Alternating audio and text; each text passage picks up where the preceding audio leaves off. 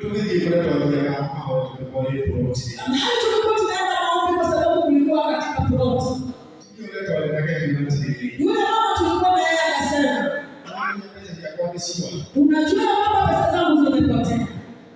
Mbona pesa ya mti kiwa ni kama ile tualia jinsi. Mimi nikamwambia pesa zangu hazitapotea katika jina la Yesu. Tikiora. Sasa hizi zikapotea. Lakini kwa hiyo tulidhi bila plot. Sasa wakati tulikuwa tunaenda kuingia. Na yeye akarudi nyuma. Alipata tu pale pesa zake zilikuwa zimeanguka.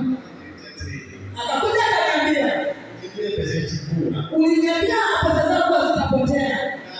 Nimezipata. Hilo jambo likafanya moyo wangu sugu. Hebu fahamu ya kwamba wewe ni mfalme. Ni vizuri ukatamalaki katika mambo. Ukiwa kwamba tamalaki, unasema nimekataa mambo fulani. Na kama kuna kitu umeibwa,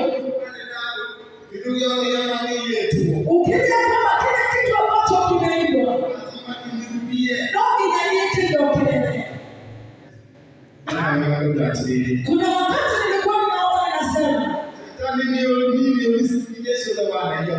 zile milioni zote shetani ameiba kwetu. Ndio inashusha ukie.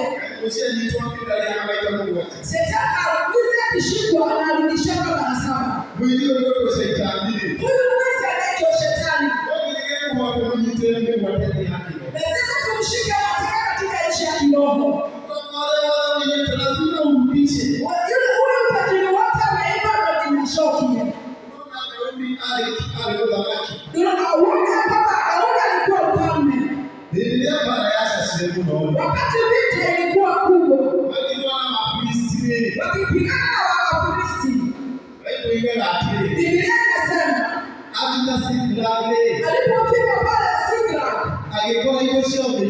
akapata mali yao imeshotwa. Mpaka wanawake wote walikuwa wameshotwa. Yule mpaka Abigail alikuwa mdogo sana, alikuwa ameshotwa. Pia yeye alikuwa amebebwa. Biblia inasema akaomba Mungu. Akauliza Mungu, je, niwafikie? Akamwambia wafikie utawashika. Biblia inasema akakimbia. Akapita jeshi lake lote. Kuna mahali alikuwa nasoma Biblia inasema Daudi na Jonathan walikuwa na nguvu mingi kushinda simba. Nikajiuliza, na ndiposa